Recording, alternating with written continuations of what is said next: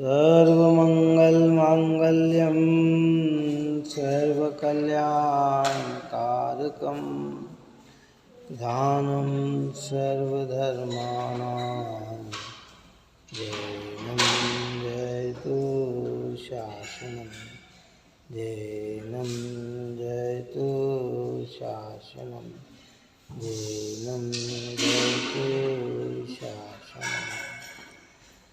नमस्मै साराय स्वानुभूत्या चकास्ते चित्सभावाय भावाय सर्वभावान्तरस्य सर्वभावान्तरस्य सर्वभावान्तरस्य।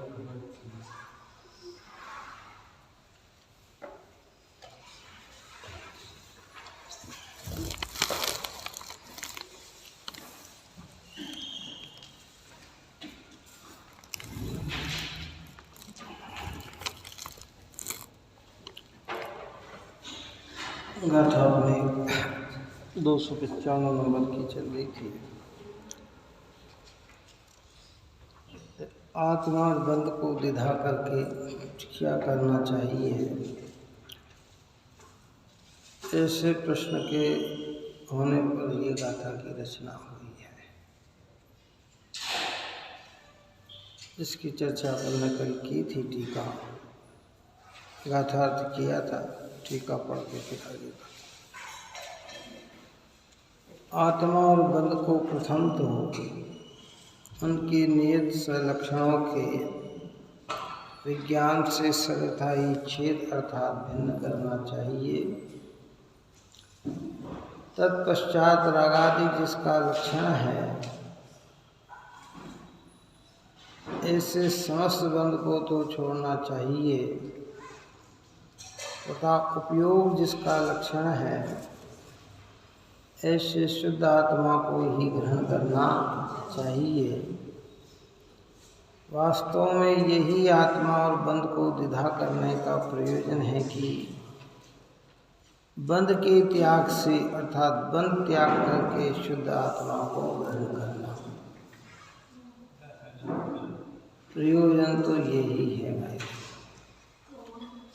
भिन्न भिन्न लक्षणों से भिन्न भिन्न जानकर जो अपना नहीं है उसे छोड़ना चाहिए। जो अपना है वो तो अपना ही है। वो तो अनादि से आज तक इसने छोड़ा ही नहीं है। अपनेपन का ज्ञान नहीं है, इसलिए कहा गया छोड़ रखा है। ज़्यादा ही समझ नहीं। जो अपना है वो तो कभी अपने से छूटा ही नहीं है ना। लेकिन आज तक उसे अपने से अपने को ज्ञान नहीं है, इसलिए कहा जाता है कि हमने छोड़ रखा है ना। क्या छोड़ रखा? क्योंकि अपना है वो छूटता नहीं और पराया है वो छूटे बिना रहता नहीं है। आचार्य के लिए भी इन्हें छोड़ना जो तुम्हारे नहीं है। तुम तो चैतन्य स्वभावी हो, व्यायक भावी हो।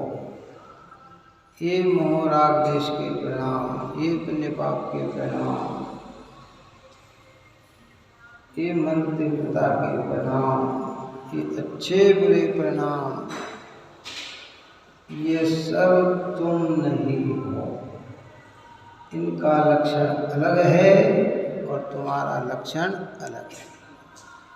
जो तुम्हारा नहीं है उसे छोड़ना है और जो तुम्हारा है उसमें जमना है।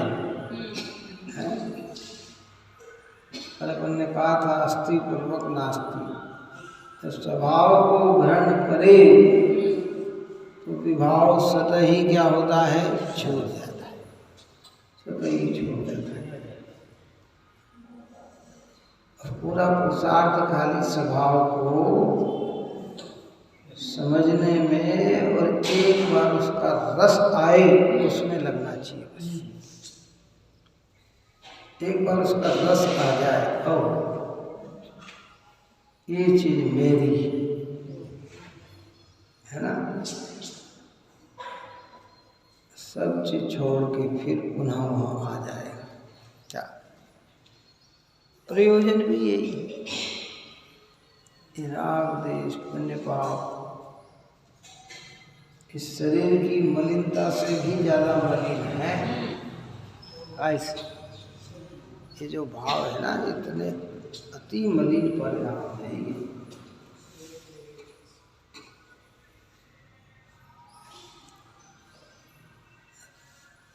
विचार करने की बात है। हम शरीर की मलिनता के लिए तो प्रयत्न करते हैं दूर करने का, लेकिन आत्मा की मलिनता के लिए प्रयत्न नहीं करते। अब जिनवाणी माँ हमें ये बात समझाती है कि भाई इस शरीर में, ये इंद्रिय में, ये मन में, ये वाणी में, ये कर्म नो कर्म में, ये सब भाव हमारे मलिन भाव है। इस समझ कर अभी क्या करना कि छोड़ने का। देखो भिन्न दृष्टि में तो एक समय में आता है, छूटने में टाइम लगता है। आदिनाथ भगवान ने शरीर आत्मा की भिन्नता 10 भव पहले जानी थी। भगवान महावीर ने शरीर आत्मा की भिन्नता कब जानी थी? 10 भव पहले जानी। कर्म से, राग से मेरा आत्मा भिन्न है, ये 10 भाव पहले जाना था। लेकिन पूरे भिन्न होने में कितने भव लग गए? 10 भव लग गए, है ना। लेकिन विगत 10 भवों में फिर एक बार भी इनमें अपनापन नहीं जोड़ा। किन के अंदर अपनापन नहीं जोड़ा? भिन्न वस्तुओं में अपनापन नहीं जुड़ा। फिर ये राग देश कभी भी उन्हें अच्छे नहीं लगे, ये सुहावने नहीं लगे, ये राग देश को सुख का कारण नहीं जाना। भिन्न जानकर भिन्न करने में इतना टाइम लग जाता है। कितना? इतना टाइम लग जाता है। कोई उग्र प्रसादी हो तो चर्चा कर ही रहे हैं, एक भव में भी अपना कल्याण कर लेता है ना। यहाँ कह रहे हैं कि भैया एक करके इन्हें छेदना चाहिए, इन्हें कमजोर करना चाहिए। पहले स्थूल गाढ़ा गाढ़ा पाप का भाव, खोटा भाव, दुष्परिणाम। देखो ऊपर में एक दुष्परिणाम करता है और एक दुष्परिणाम आता है। एक खोटे भाव करता है और एक खोटे भाव आते हैं। आता नहीं समझ में? एक अशुभ भाव करता है और एक अशुभ भाव आते हैं। एक शुभ भाव करता है और एक शुभ भाव आते हैं।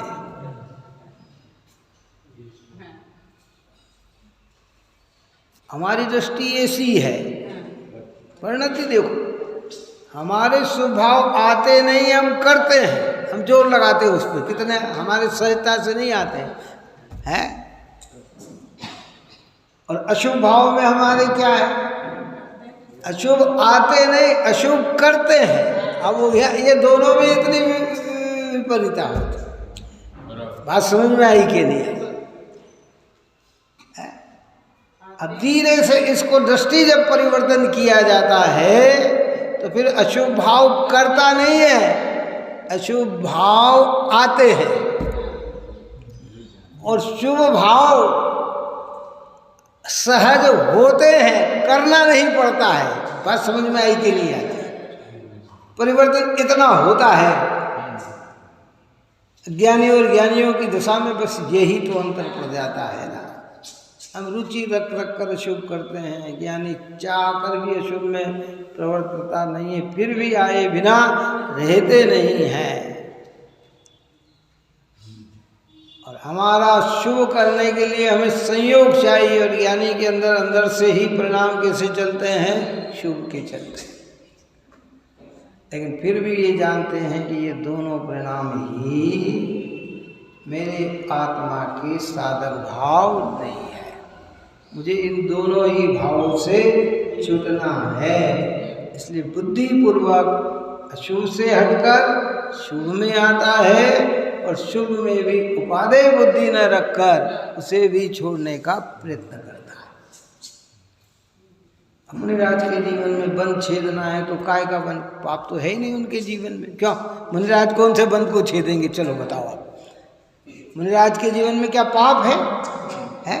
5 महाव्रत जिनके पालन में चल रहे हो, जो हिंसा को फटकाई की हिंसा के त्यागी हैं, जिनके मन में भी विचार नहीं आते, है ना। हमारे यहाँ का 9 कोटि पूर्वक अहिंसा महाव्रत का पालन करते हैं। हिंसा मन में भी नहीं, वचन में भी नहीं, काय में भी नहीं, स्वयं भी नहीं करते, दूसरे से भी नहीं कराते, करने वाले की अनुमोदना भी नहीं करते, आरंभ संरंभ भी नहीं करते, समारंभ भी नहीं करते, आरंभ भी नहीं करते हैं।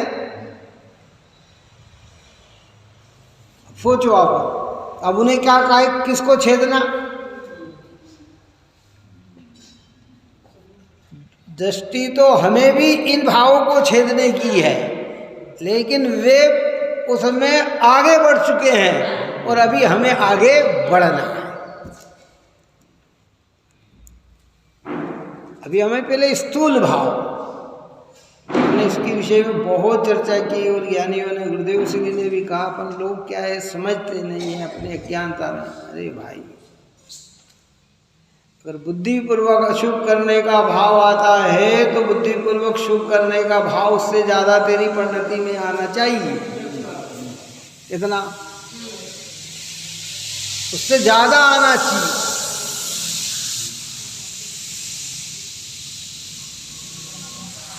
और जब ज़्यादा शुभ भाव आने लग जाए और बुद्धिपूर्वक का अशुभ हट जाए तो फिर उससे ज़्यादा शुद्धात्मा को ग्रहण करने में लगना चाहिए। अरे दे ये भाव भी मेरे जीवन के लिए, मेरी परिणति में साधक नहीं है, ये भाव भी बाधक है। इसे भी छेदना, इसे भी छोड़ना। ज्ञान ने भिन्न जाना, ज्ञान ने ही भिन्न करेगा। कर्ता कौन बनेगा? कि ज्ञान ही बनेगा, आत्मा ही बनेगा। इसने जाना वही बनेगा।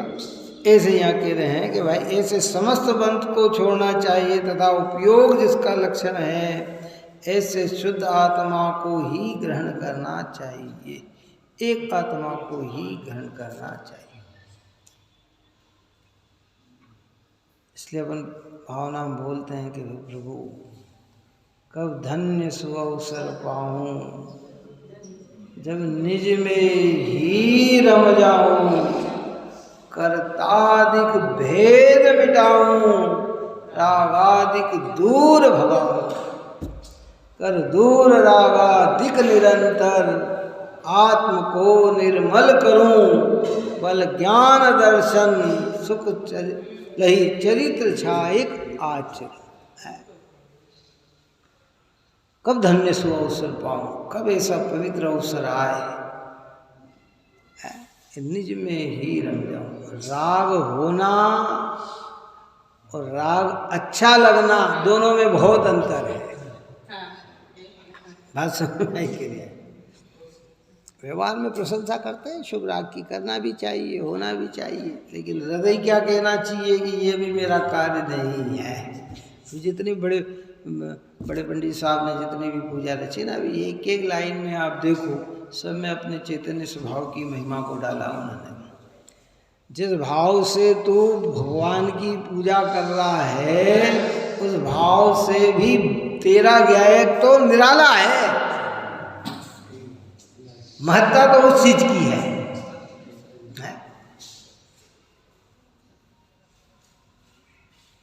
छोड़ने का प्रयत्न करना, लक्ष्य नहीं छोड़ पाए कोई बात नहीं।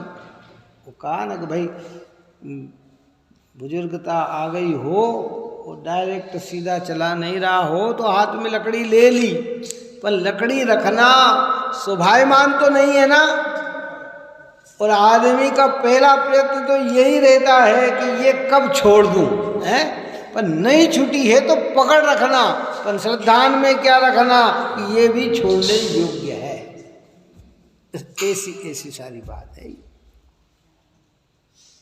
नीचे की भूमिका में अशुभ भाव भी भूमिका के अनुसार, देखो अशुभ भाव के अनेक तरीके हों, यहाँ उन अशुभ भाव की बात कर रहे हैं जो लौकिक है, वो तीव्र हिंसा का, तीव्र झूठ का, तीव्र चोरी का, तीव्र कुशील का, तीव्र परिग्रह संचय, वो नहीं। आरम सारम के भाव भी अशुभ हैं। क्या है? भोजन करने के भाव भी अशुभ हैं, है ना। बाल बच्चे को पोषण करने के भाव भी अशुभ हैं। ये सब अशुभ भाव के खाते में जाते हैं, कोई शुभ भाव नहीं है ये, है। भूमिका में वो भाव भी आएगा, है। लेकिन दृष्टि में मुझे इन भावों का भी छेद करना है। इन्हें इनमें रहना मजबूरी हो सकती है, परंतु ये करने लायक नहीं है। ऐसे फिर इधर आओ। उसके लिए आचार्य देव ने हमें साधन दे दिया, अशुभ से हट के शुभ। आप देखो इधर से इधर लाए, ये प्रशंसनीय है, पर अब ये इसी में जम जाए बस भ्रांति तो यहाँ हो गई। इसको यहाँ कहते देखो कितनी उत्कृष्ट बात में कह रहे हैं कि ऐसे शुद्ध आत्मा को ही ग्रहण करना चाहिए। वास्तव में यही आत्मा और बंध द्विधा करने का प्रयोजन है कि बंध के त्याग से, अर्थात बंध का त्याग करके शुद्ध आत्मा को ग्रहण करना चाहिए। दृष्टि में समा जाए कि बस सोते बैठते उठते नहाते धोते खाते पीते आते जाते दर्शन पूजन वंदना प्रेम व्यवहार सब करते हुए भी ये लगना चाहिए कि वो मेरा चैतन्य भगवान आत्मा तो ज्ञायक का ज्ञायक ही है। संयोग हो सकता है साथ में, संयोगी भाव हो सकते हैं साथ में, परंतु ये सब मैं और ये सब मेरे नहीं है।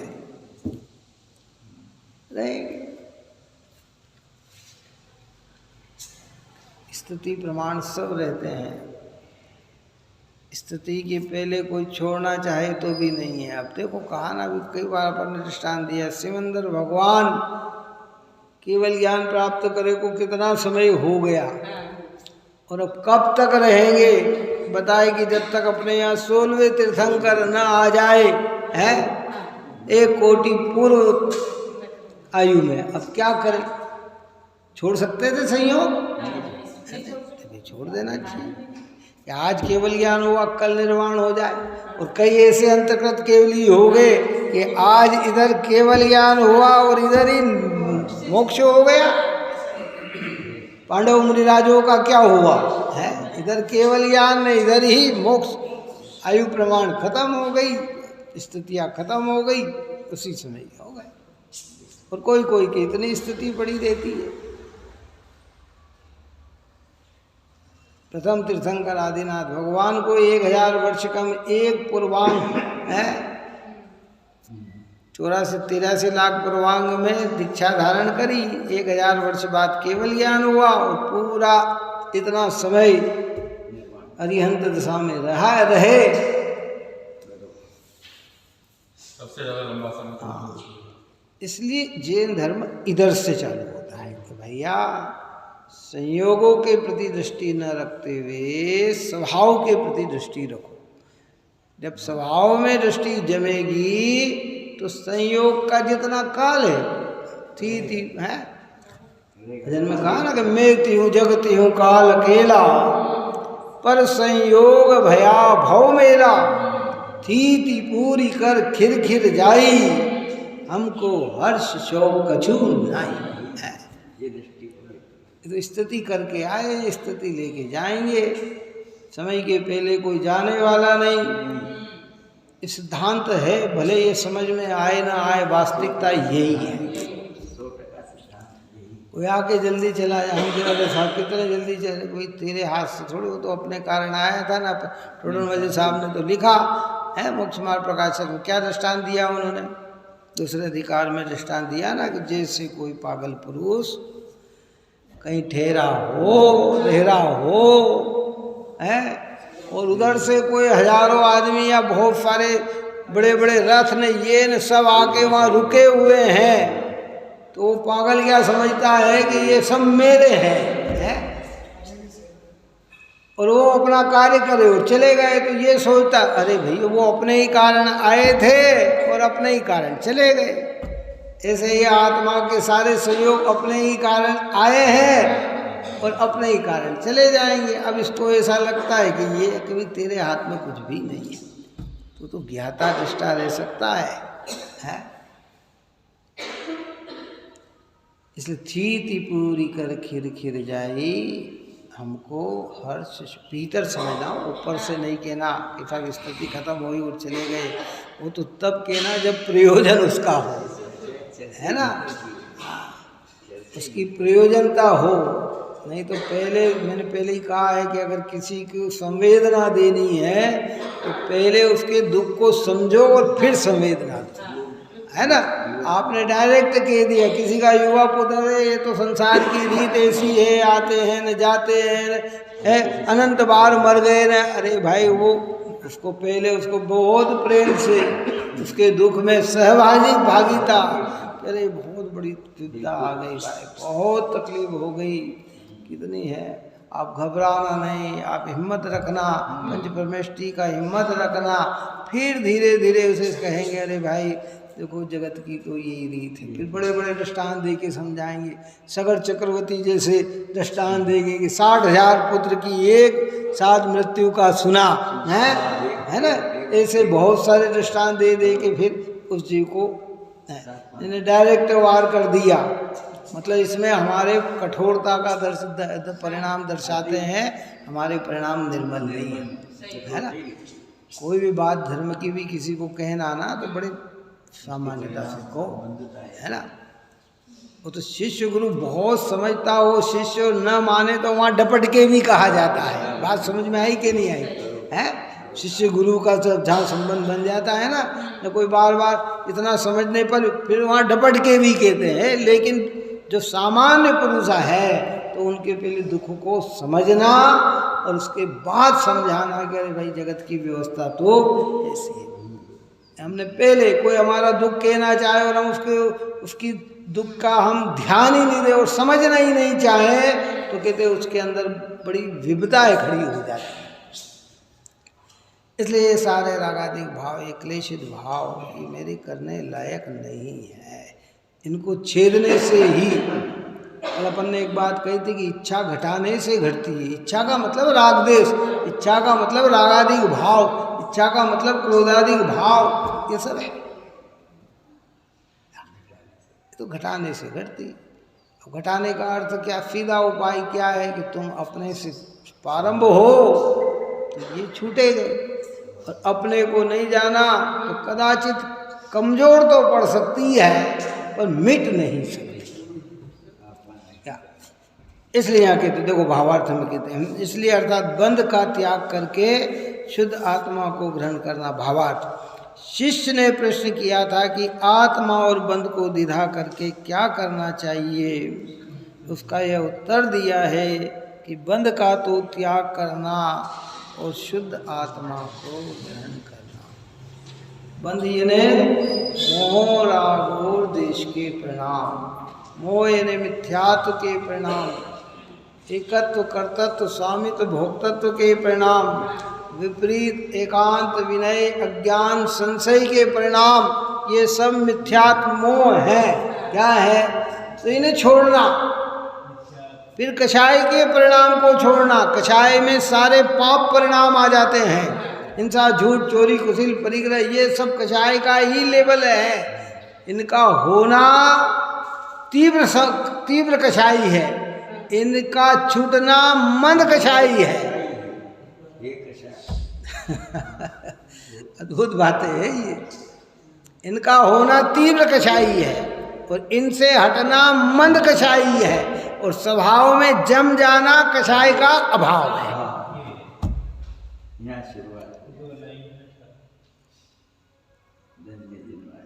इनका होना संक्लेश भाव है, इनका न होना कम होना विशुद्ध भाव है, और इनका अभाव हो जाना शुद्ध भाव है।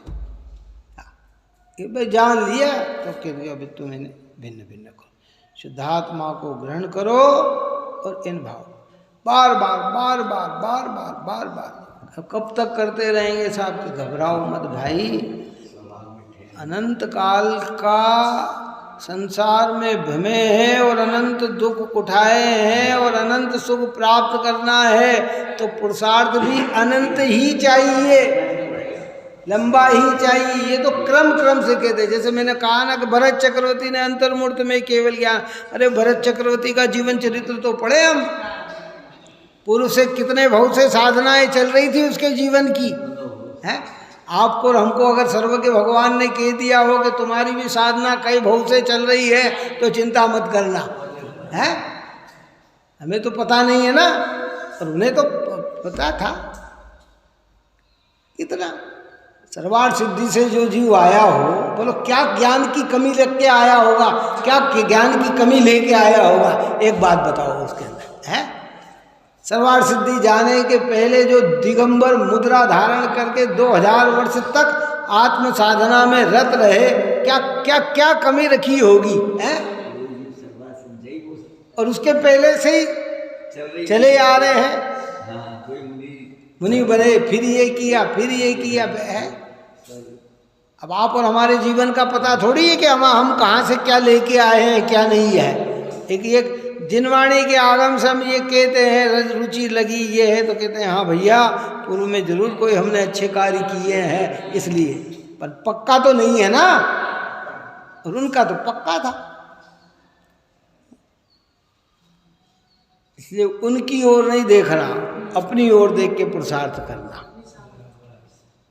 अरे क्या हो गया साहब? अरे भैया वो एक अलग ही चीज लेके आए, अलग ही प्रकार की प्रक्रिया लेके आए हैं वो, इसलिए इनको क्या कहा? चक्रवर्तियों को, तीर्थंकर को, नारायण को, प्रति नारायण को, बलभद्र को है, इनको शलाका पुरुष में लिया गया है। क्या काय में लिया गया है? शलाका पुरुष है। 63 शलाका पुरुषों में, क्योंकि इन पदों का बंध ही सम्यक्त पूर्वक होता है। मिथ्या दृष्टियों को तो ये पद सम्यक्त होने के, बंद होने के बाद छूट जाए ऐसा तो होता है सम्यक, पर बंद बनता है तो सम्यक सहित बनता है। मिथ्या दृष्टियों को नहीं मिलते ऐसे पद, इंद्र के आदि ये पद कोई मिथ्या दृष्टि नहीं प्राप्त कर सकता है। हाँ, सम्यक दृष्टि तो स्वरूप की साधना तो रहती है। इसलिए इस विषय में हमें चिंतन, दृष्टांत तो आगम में मिलते हैं, पर हमें भाई नहीं, बुद्धि पूर्वक बंध को छेदने से बंध छिदता है, बंध को जानने मात्र से बंध नहीं छिदता, बंध का विचार करने से भी बंध नहीं छिदता, बंध को तो छेदने से छिदता है। इसलिए बस जाने जहाँ जहाँ जहाँ लग रही करे ये भाव आ रहा है कि ये तो मेरा स्वभाव नहीं है, ये तो दोष है, इसे तो मुझे छोड़ना है।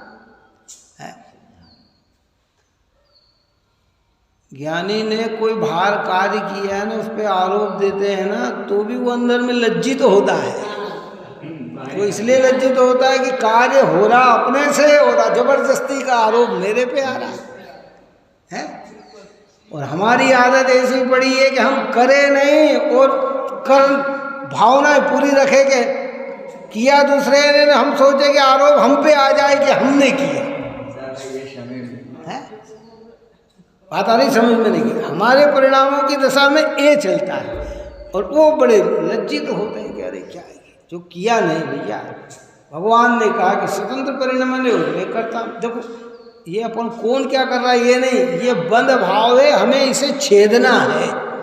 एकत्व बना है तो छेदना है। दुनिया कह रही ये तुम्हारा, अरे शरीर तुम्हारा क्या सुंदर हो तुम, क्या अच्छे दिखते हो तुम, तुम्हारा मकान कितना, तुम्हारे ये आभूषण कितने, अंदर में समझना कि मेरा तो चैतन्य के अलावा हो, ये छेदना है, इसको कहते छेदना है। अपनी तरफ से तो अपना कहना नहीं है ना, पर दूसरा कहे उसमें भी अपना मानना नहीं, इसको कहते हैं छेदना। ये भावों से छेदना। पुण्य की प्रबलता हो, ऐसा नहीं है कि बहुत वैभव हो तो ही। अगर पुण्य का उदय नहीं हो और सामान्य उदय हो तो भी है तो तुम्हारा ही ना, तो वो भी भिन्न है कि साहब बड़े बड़े महल तो हमारे नहीं, लेकिन झोपड़ी है तो कि वो झोपड़ी भी तुम्हारी नहीं है। अच्छे वस्त्र आभूषण तो हमारे नहीं, लेकिन फटे पुराने पहने हैं वो भी तुम्हारे नहीं है, वो भी तुमसे भिन्न है। तुम्हारा अस्तित्व उसमें भी नहीं है। ये छेदने का नाम, इसको कहते छेदना। हाँ बस नहीं, मेरे ज्ञान के नाम। ठीक है भैया, आ गई बात समझ में अब हमारे।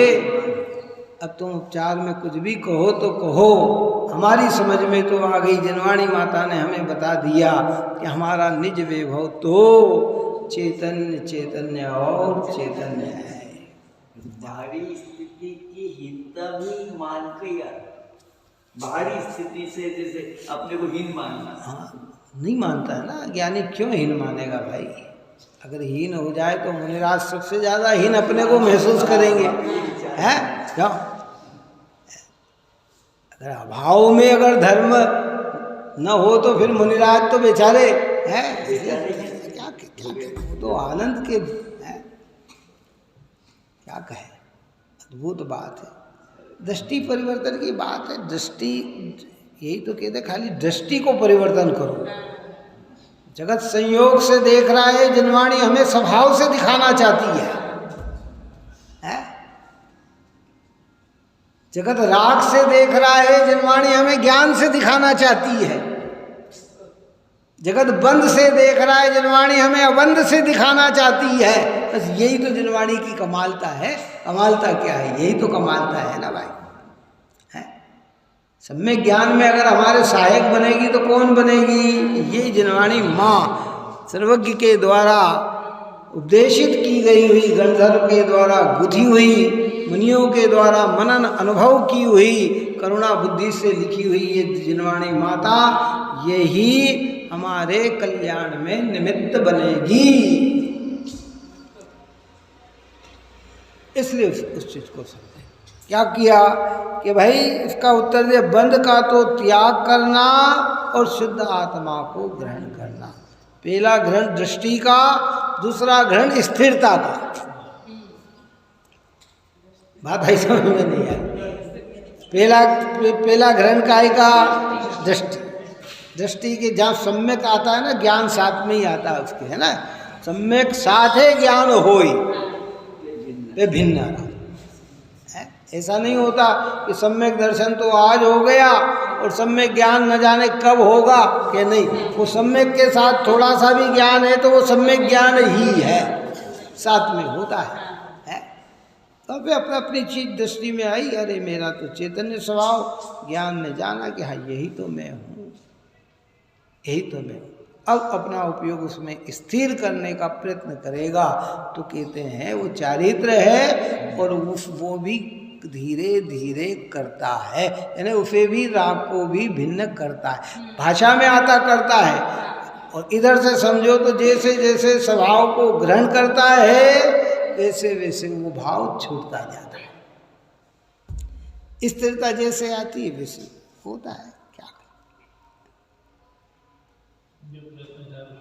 महत्वपूर्ण बात है भाई। देखो किस अधिकार में चर्चा कर रहे हैं अपन? ये मोक्ष अधिकार, श्रेष्ठ अधिकार, लक्ष्य अधिकार। सिद्ध का लक्ष्य ने मोक्ष का लक्ष्य, सिद्ध का लक्ष्य ने पूर्ण सुखी बनने का लक्ष्य, दूसरा कौन सा है? यही तो है ना। तो भिन्न जानकर भिन्न करना, यही जीव का प्रयत्न होना चाहिए। और जाने बिना प्रयत्न करेगा तो कुछ नहीं। समझ में ही नहीं आया और भिन्न करने का प्रयत्न करे तो क्या क्या करेगा भाई, है ना। अब आगे कहते हैं, आत्मा और बंध को प्रज्ञा के द्वारा भिन्न तो किया, परंतु आत्मा को किसके द्वारा ग्रहण किया जाए, इस प्रश्न की तथा उसके उत्तर की गाथा कहते हैं। देखो इस प्रश्न को बहुत गहराई से देखें। आत्मा और बंध को प्रज्ञा के द्वारा भिन्न तो किया। यहाँ भिन्न किया का मतलब क्या? समझ लिया कि ये अलग है और ये अलग है ना। ऊपर में जिसको कहा स्वलक्षणों के द्वारा, बंध और ज्ञान के लक्षण, जो स्वलक्षण ज्ञान का लक्षण जानन जानन चैतन्यपना है। देखो एक और बात कहते हैं, पहले भी कई बार इसकी चर्चा निकली है। जब सम्यक दर्शन के साथ सम्यक ज्ञान कहा जाता है ना, तो उसके साथ एक धारा आनंद की प्रकट होती है। कौन सी धारा प्रकट होती है? अगर आनंद नहीं आया तो समझना सम्यक दर्शन सम्यक ज्ञान नहीं है। जैसे कहा ना, करोड़ों का हीरा मिले और मन में प्रसन्नता न आए तो तुझे हीरे की कीमत का ख्याल ही नहीं है ना, तुझे पता ही नहीं है। बच्चे के हाथ में हीरा दे दो, उसे पता ही नहीं है। उसे अच्छा खिलौना होगा तो वो 1 मिनट में छोड़ के खिलौने को पकड़ लेगा, क्या है।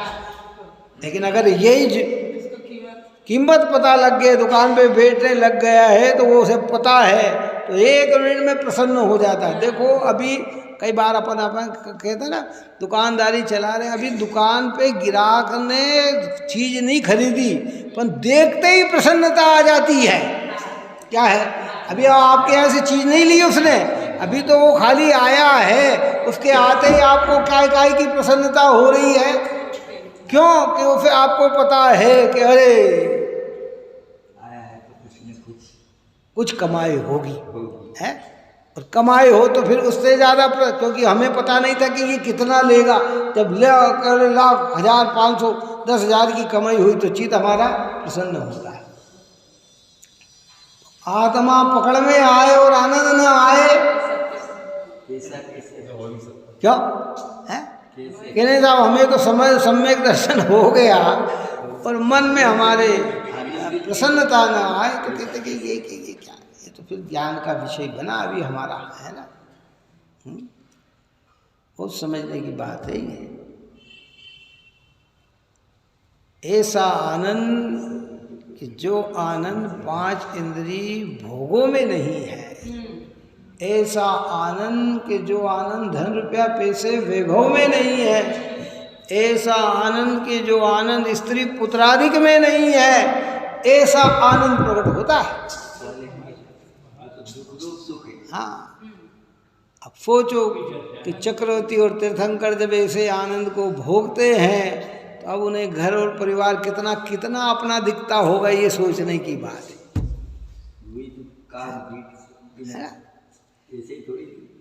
इसलिए यहाँ कहा कि आत्मा और बंध को प्रज्ञा के द्वारा भिन्न तो किया, परंतु आत्मा को किसके द्वारा ग्रहण किया जाए।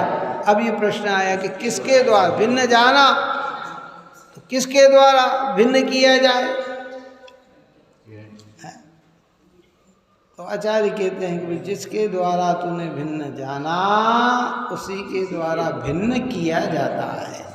प्रज्ञा के द्वारा भिन्न जाना तो प्रज्ञा ही इसे भिन्न करती है। ऊपर में अपन ने कहा कि कर्ता से करण अभिन्न है, अलग अलग नहीं है। जाना किसके द्वारा के राग और ज्ञान अलग अलग है, ज्ञान के द्वारा। ज्ञान यानी तीक्ष्ण ज्ञान, सामान्य ज्ञान स्थूल ज्ञान नहीं जानता, कोई नहीं जानता। अभी मैंने कल परसों पहले रोज ही कहा ना कि भाई इस मनुष्य लोक में आप और हम में हाल तो इतना स्थूल ज्ञान भी लोगों को नहीं है कि ये शरीर अलग है और आत्मा अलग है। हाल तो उनकी ज्ञान की दशा ऐसी है।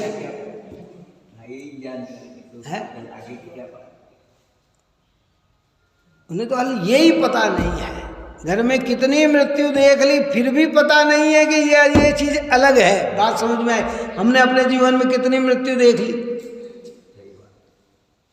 और जब मृत्यु होती है तब हम बोल भी देते हैं अरे भैया ये तो अलग था ना अलग, लेकिन फिर भी हमारा अभिप्राय कैसा है कि एक ही तो है, मैं ही तो हूँ, मैं और मेरा यही तो है। मेरा हाथ, मेरे पैर, मेरा मुख, मेरे नाक, मेरे कान, मेरे गाल, मेरे पैर है।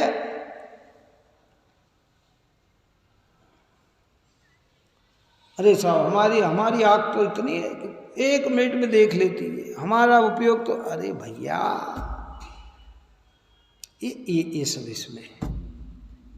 लेकिन जब सूक्ष्म होते होते समझ में आने लग जाता है कि ये अलग है और मैं अलग हूँ, उसके बाद भीतर में बंद और ज्ञान के द्वारा कि ज्ञान में भिन्नता है, उसको भी कौन जानेगा कि ज्ञान जाने। ज्ञान है तिच्छ बुद्धि प्रज्ञा। ज्ञान तो आप और हम, मैंने ऊपर में भी कहा कि ज्ञान तो हमारे पास सब है, लेकिन प्रज्ञा प्रकट नहीं हुई है। क्या प्रकट नहीं हुई? ज्ञान तो है लेकिन पेनापन नहीं आया है। ये जिनवाणी, ये पेना करने की होता है, धार करने की मशीन आती है ना, ऐसी ये मशीन है कि जब इससे हमारा उपयोग बार बार टकराएगा तो ये उपयोग में पेनापन आएगा। स्वाध्याय के माध्यम से, चर्चा के माध्यम से, चिंतन के माध्यम से, गोष्ठी के माध्यम से ये ज्ञान हमारा क्या होगा? ये पेना होगा, तिच्छ होगा, ये तिच्छ होगा। और यही प्रयत्न है। दूसरा प्रयत्न क्या है? कितना समझा रही है जिनवाणी माता कि तू क्षयोपम का ढेर लगा ले तो भी तेरा बूठा है ज्ञान होता है। इसको बाहर की कितने, मैंने कहा ना, कितने आविष्कार कर दिए लोगों ने, लेकिन उन्हें ही पता नहीं। कल अपन ने कहा था दृष्टांत कि डॉक्टर ने इतने कितने, उसकी लिस्ट आई 16,000 ऑपरेशन किए, 30,000 ऑपरेशन किए, लेकिन स्वयं कोई पता नहीं कि मैं बिल्कुल।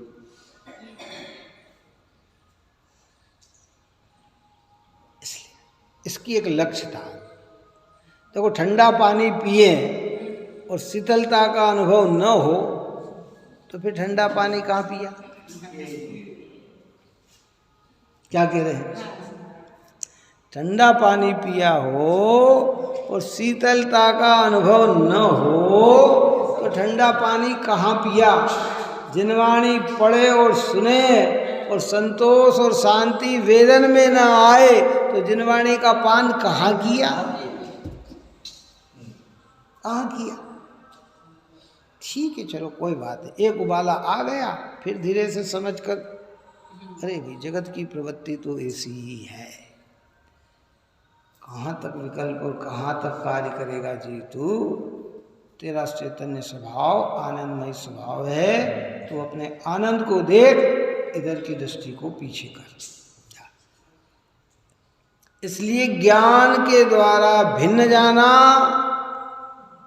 और ज्ञान ही भिन्न करेगा। ज्ञान है ना प्रज्ञा, प्रज्ञा से जाना करेगा भी ज्ञान है। इसलिए 296 नंबर की गाथा, मार्मिक गाथा, गुरुदेव की प्रिय गाथा ही, गुरुदेव श्री की है ना।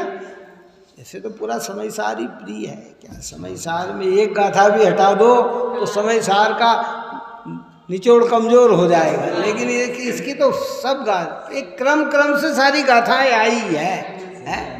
तो बुद्धिपूर्वक कहते हैं कि भैया कौन सी गाथा, कि छठी गाथा बहुत, 11वीं गाथा बहुत, 14वीं गाथा बहुत है, फिर उधर चलो आगे आगे चलो तो 73वीं गाथा है, 99 नंबर की गाथा क्यों है, फिर बंद अधिकार की गाथाएं हैं, 320 नंबर की गाथाएं, ये सब गाथाएं 296, 272, ये सारी गाथाएं ऐसी है कि जिसमें मूल चीज छिपी पड़ी हुई है।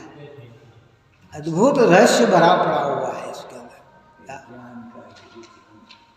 तो यहाँ ये बात कहते हैं कि इस प्रश्न के उत्तर में गाथा कहते हैं। देखिए गाथा पाठ करते हैं।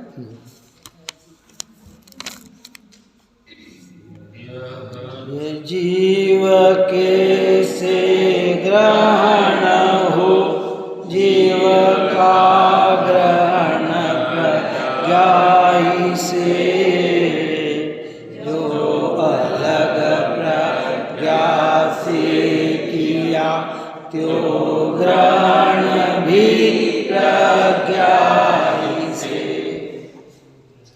तो ये जीव कैसे ग्रहण हो, ये प्रश्नवाचक चिन्ह।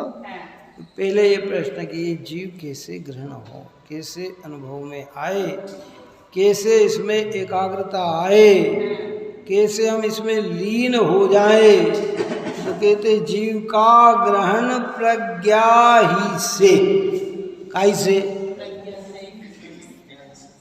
बस तीक्ष्ण बुद्धि।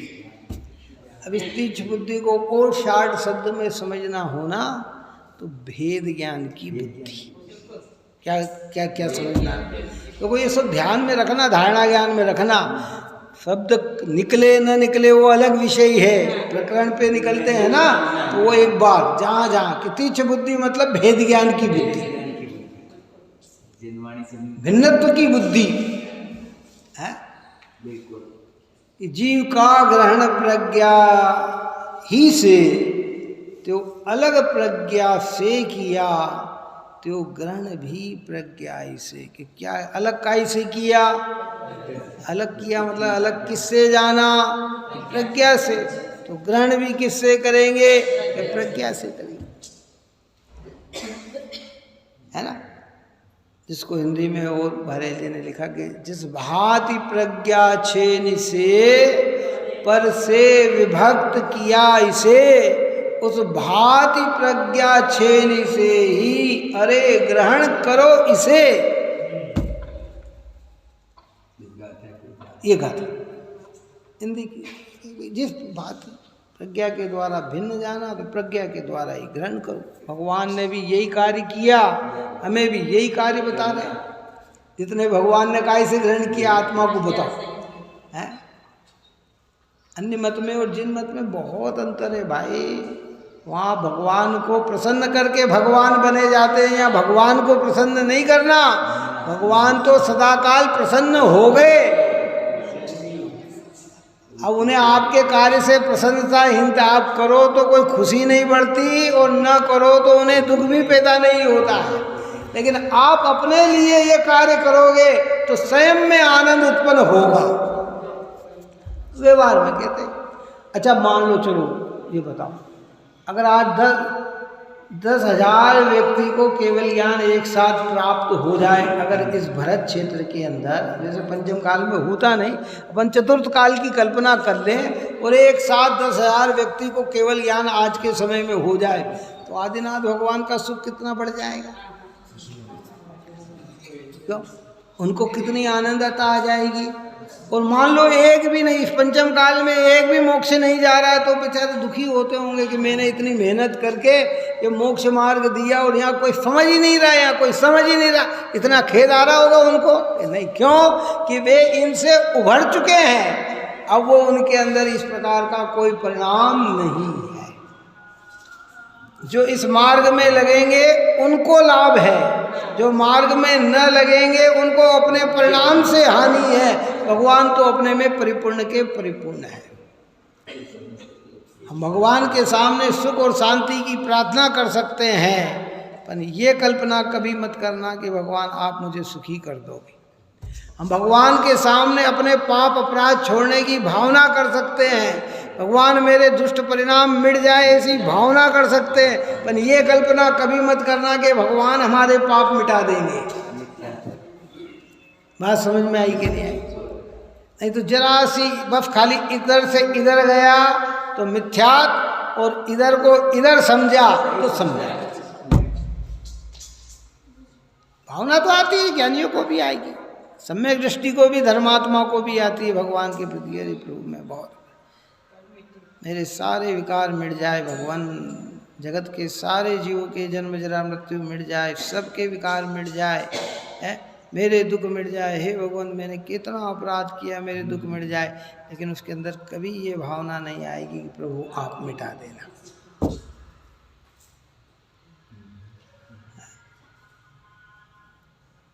ऐसे सब आरोप दे दे तो क्या, उपचार में कह दो तो ठीक, लेकिन तो मान कर ही कहोगे ना भाई, तो प्रभु कहेंगे कि भैया मैं भी जब तक दूसरे पे आरोप देता रहा तब तक मेरा भी मोक्ष नहीं हुआ। इसलिए अंतिम बात कह के पूर्ण करता हूँ। युगल जी की लोक भावना में हम कहते हैं, कई बार कही, ये सारी इतनी अच्छी भावना, इतनी अच्छी गजब की पूजा, कोई हमारे काल पुग गया कि ज्ञानियों का समागम ऐसा मिल गया, सामान्य बुद्धि में विशेष समझने की चीज प्राप्त हो गई। हम छोड़ चले यह लोक तभी, लोकांत विराजे क्षण में जा, निज लोक हमारा वासा हो, शोकांत बने फिर हमको क्या। भगवान कह रहे हैं कि भैया अब तो हम ये सारी चीज़ को छोड़कर लोकांत में विराजमान हो गए हैं।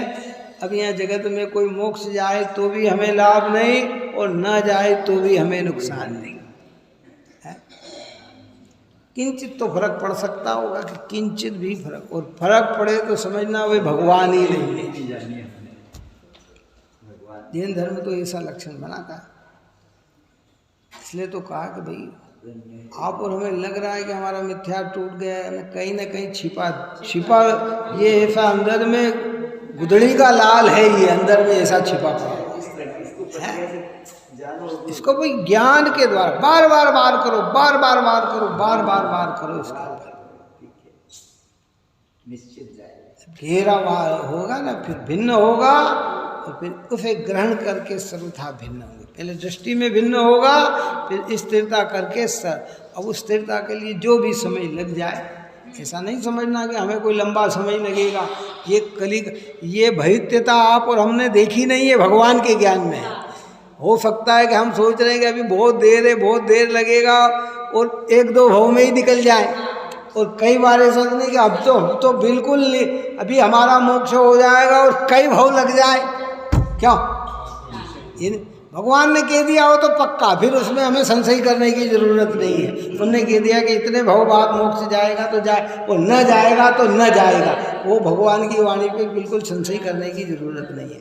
लेकिन पता नहीं है ना, बिल्कुल साथ करें। बहुत सारे जीव ऐसे भी लिखे, अंतिम बात कहेंगे कि देखो भाई, इस पूरे 21,000 वर्ष में 64 जीव या 63 जीव महाविदयी क्षेत्र में जन्म लेकर मोक्ष जाएंगे। कहाँ के जाएंगे? जन्म कहाँ के लेंगे? यहाँ। और वो सम्यक दृष्टि जीव नहीं, भद्र परिणामी मिथ्या दृष्टि जीव। यहाँ से कौन कौन जाएगा? भद्र परिणामी। कौन? बात आ रही? समझ में नहीं आ रही? सिद्धांत को जब कर्णानुयोग से जोड़ते हैं ना, सम्यक दृष्टि जीव अगर जन्म लेगा तो स्वर्ग में जाएगा, और अगर मनुष्य जीवन बांध लिया है तो भोग भूमि में चला जाएगा। कहाँ चला जाएगा? तो अब मनुष्य से सम्यक दर्शन लेके तो विदय क्षेत्र में जा नहीं सकता। बात समझ में आई कि नहीं? तो फिर क्या है कि वो भद्र परिणाम सम्यक संयोग भी हो सकता है। कौन हो सकता है? जिसको एक एक वो जीव एक यहाँ की पर्याय से वहाँ सम्यक्त की आराधना करे और साक्षात भगवान के शरण में तत्व को अनुभव करते हुए इतना पावर बढ़ाए कि वैराग्य धारण करके उसी भव से मोक्ष है। और ऐसे जीव इतने जाएंगे, 3-3 हजार वर्ष के अंदर उसका गैप भी सारी प्रक्रिया लिखी हुई है आगम में। सारी चीज आगम के अंदर सब लिखा हुआ है। इतने जीव जाएंगे, इसलिए किसी की कोई निर्धारितता नहीं है। अपने हाथ में तो बुद्धिपूर्वक कार्य ये है कि जिस ज्ञान के द्वारा शरीर आत्मा की भिन्नता समझ में आ रही है, संयोग आत्मा की भिन्नता समझ में आ रही है, राग आत्मा की भिन्नता समझ में आ रही है, बंध आत्मा की भिन्नता समझ में आ रही है, उस ज्ञान से ही ज्ञान को ग्रहण करो।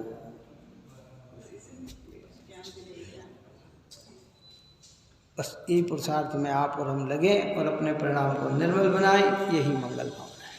सहजानंदे शुद्ध स्वरूपी अविनाशी आत्म स्वरूप। सहजानंदे शुद्ध स्वरूपी अविनाशी आत्म स्वरूप।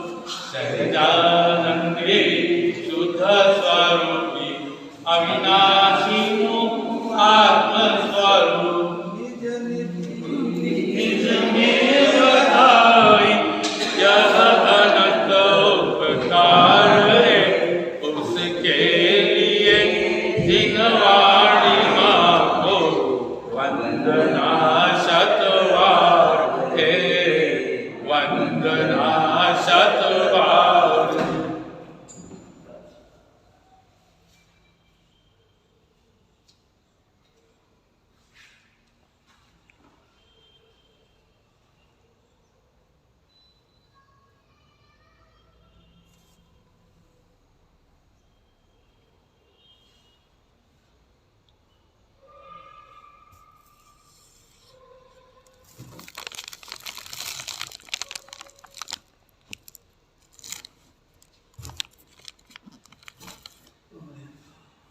जावाणी के ज्ञान से सूझे